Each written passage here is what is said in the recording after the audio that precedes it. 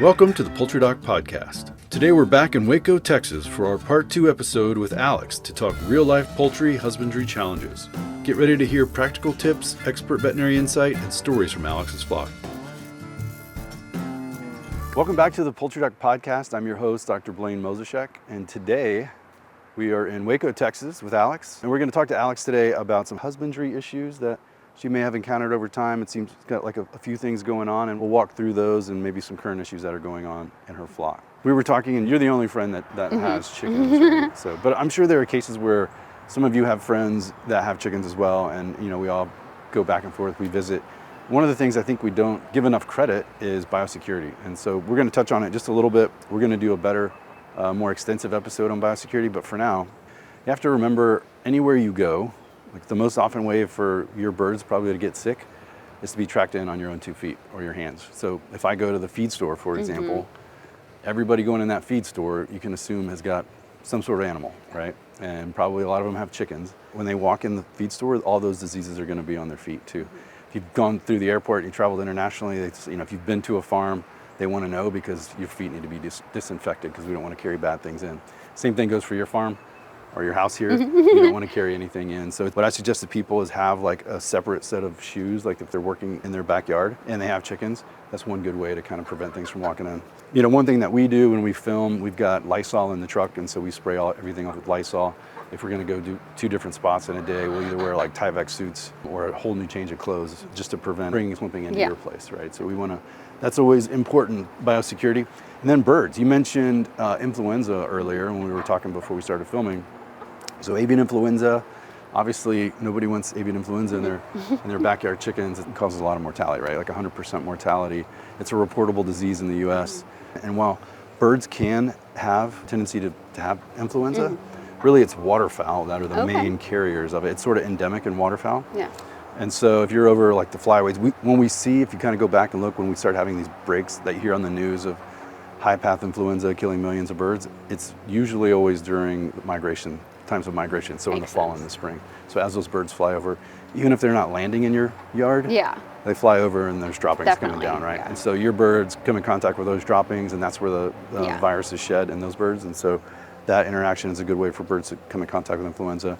Also, if you have a water on your place, if you have a tank or pond or whatever, where birds can interact, and there's waterfowl in that pond, there's a good likelihood to get it there. So any sort of exposure, these birds are out, your chickens are out in the field or in the backyard, that they have an opportunity to get pick something really up. Good to know because with the lakes right there, so they fly over for sure. I've never seen them like in my area, but definitely seen them fly over. And that's another one too, if in those times of the year where you have the migration happening, and if you're close to water, because the other thing, remember, they're pooping on the ground, and just because we keep them inside thinking we're going to keep them away from it, you're still having to go in there and change feed and water. And you mentioned the bleach bath, so there's dry bleach that you can buy, and this is like every commercial farm you would go into before you stepped into the house, you would walk into what we call dry bleach or a bleach bath, and it just coats the bottom of your feet and disinfects your feet before you walk in. So it's extreme, but it's a good idea in certain times of the year if you really want to protect your birds from outside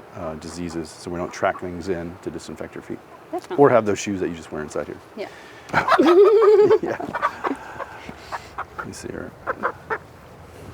Alex, one of the things you mentioned was parasites, right? So more ectoparasites, parasites on the outside, lice and mites. So what, I'm assuming you probably got those from the breeder or wherever you bought them from. Maybe, maybe not. Honestly, I'm not positive. A lot of our newer ones we got from chicks, so they were mainly inside. I don't know if it's birds or just the environment I had, but we had it for sure. I checked the back of their necks and saw the little eggies. So that is one thing. The lice and mites, those ectoparasites, can be carried on wild birds. A lot of times breeders will try to manage those, and any sort of parasite like that, if you don't totally eliminate it, if there's 2 on the bird or there's eggs on the bird, you're going to bring those home. And then before you know it, you've got a problem as well. So it's always good to inspect, which you did beforehand, and that's how you notice it. But we've got new ways to treat. One of the things I've posted on the forum is that a product called Exult is coming out. Yes, I saw that got approved for poultry recently. It is. It did get approved for poultry recently. It was this month, actually, I think. But the presentation right now is just for commercial, so it's in a gallon and a liter. Oh, okay. Way more than you need. Yes. Makes But sense. the backyard version will come out we're hoping in January. And so that one's easy. You just give it through the water.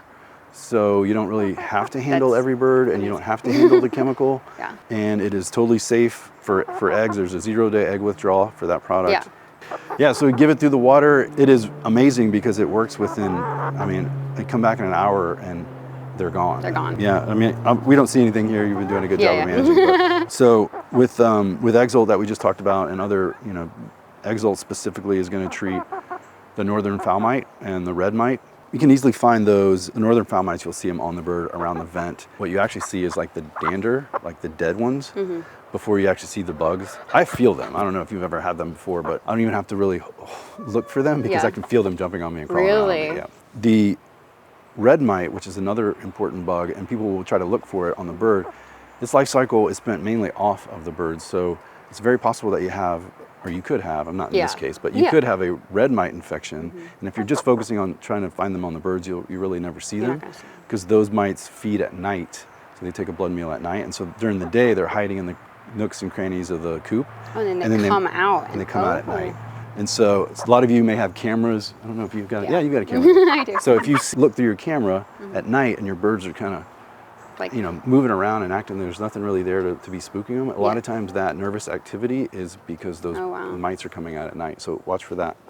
So another thing, if we're talking just basic husbandry, is managing the floor and the waters and, for other bugs. We just talked about ectoparasites, but insects as well. So, to manage flies, and this goes with rodents too, we want to try to limit any kind of food that falls onto the floor. Obviously the type of feeder you have plays a big role in that and what you're feeding. And really, flies especially need water to reproduce, and so keeping everything in here dry helps with that. I know we've had a wet summer, so there's really nothing you can do about, there's water in other places. But keeping things dry, preventing water from standing is important. The type of water, you've got a hanging waterer there, and you may have heard me talk about nipple drinker type waters. I really like those and advocate for those because it's a closed system. Yeah. And it prevents contaminants from getting into it, contaminates it from getting dirty. If you don't have that, hanging the water like you have or have done here is really good because, again, it elevates it, keeps it off the ground, and doesn't get knocked over when you hang it either. Yeah. So if it's on the ground, it gets really dirty, as you would know. So we try to keep everything clean. Rodents too, if we can keep the feed from getting on the ground, is gonna help with limiting a rodent issue. So this is Sabi. And Alex, you had mentioned that you thought or you think that she has a potential ear infection or had an ear infection. Yes. Well, what made you think that? Since she's a Polish, sometimes she can't see very well, so sometimes I'll cut some of her eye feathers. Yeah. And I just noticed it was very crusty with her ear. Yeah, around her ear. And so we cleaned it off the best we could, but it seemed to come back pretty quick. So I wasn't sure if it was an ear infection, if it's just her feathers, the certain way they are is catching debris. Yeah. Not positive, but something's up with her. Usually when we see ear infections in a chicken, there's not a whole lot of space there. I would say they're more like middle ear type infections, and we actually see them associated with nervous issues, like disorders. So they tend to have what people call wry neck. Oh, yeah. Just more of a nervous, like a vertigo type thing. Yeah. I've seen mites cause that as well. If there's an ear mite in chickens, I'm not aware of it, but yeah, I'd be interested to see that. You're right, there is some crusting around the ear, so it's good that you notice that. And it's hard to notice with her too, being the way she's feathered. But she's not acting like from a respiratory standpoint. I haven't heard a single noise off of her. She seems to be breathing fine. She's comfortable. If that ear was bothering her a lot, I would see more of a head shake too. I haven't felt any mites. I haven't seen any signs of mites on her. So I don't think it's that. But again, this is something where, you've got some exudate there. It looks like there's something going on. And a lot of people would want to jump to an antibiotic. Yeah. This is not a case that warrants any antibiotic. This chicken's not sick. She's not feverish. Chickens run a high temperature anyway. When they get hot, I feel a lot of them, so I know she's totally normal. I would sort of wait and see, like if it's mites, for example. That's an easy one to treat. How long has this been going on? I'd say probably a week or two ago. Okay. Yeah. I noticed my husband's like, stop staring at them. So that's why I come out here and just watch them. Yeah. Yeah. He probably knows, like during COVID, small animal medicine went through the roof because everybody was at home and everybody was looking at their animals. Yes, exactly. And they got more animals too, so that's part of it. It's raining right now, so we had to move inside. one last thing before we wrap up, I wanted to talk about feed, and we saw some of the greens and stuff that you kind of give as treats. What else are you feeding? What's your primary feed? The chickens are obviously beautiful and whatever it is, it's working. So I use a 16% layer crumble. I tried the pellets and they're divas and they didn't like them very much. Yeah. So they prefer the crumbles. And then I typically, if I'm not able to free range them, I only like to free range them when I'm here because I do have predators. I will give them I don't know if you saw them, but kind of like a pecker of like a seed and raisin mix. They love fruits. And if it's a really hot day or they're not gonna be able to get to the grass or anything, I'll try to get them either a cilantro or parsley or spinach even, some kind of any green that I have kind of left over, and I have that in their little pecker so they don't just devour it immediately. And they also, on a hot day, they love watermelon. Okay. I'll get a whole watermelon just for them. So I see one on the counter. Yeah, that's theirs. Seems to be a popular treat. Well, when they get to free range like that, it's obviously they're getting insects and all the other things and contributing to their diet. And we've seen this before with some nutritional issues when they're kept inside, and you do give a lot of treats. Those treats dilute like the nutritional value of the actual diet that they're getting, and so it's important not to give too much if you have too many of those treats. And we mentioned, not more than 10%. That's probably on the pretty high side. I would keep it lower than that. But just keep that in mind if you're not free ranging, which you are, so it's not as important.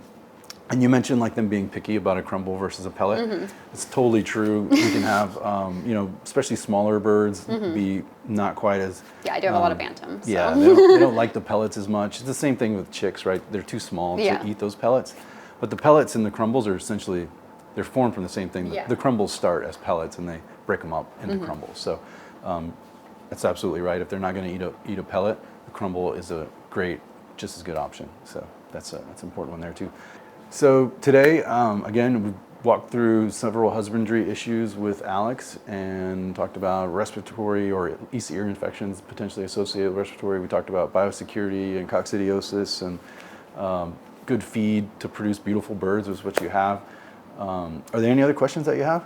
Not right now. You answered a lot of stuff today. Well, Alex, I appreciate you letting us come to your lovely home and hang out with your birds. I appreciate everybody for joining. Click that like button, subscribe, tell everybody about it.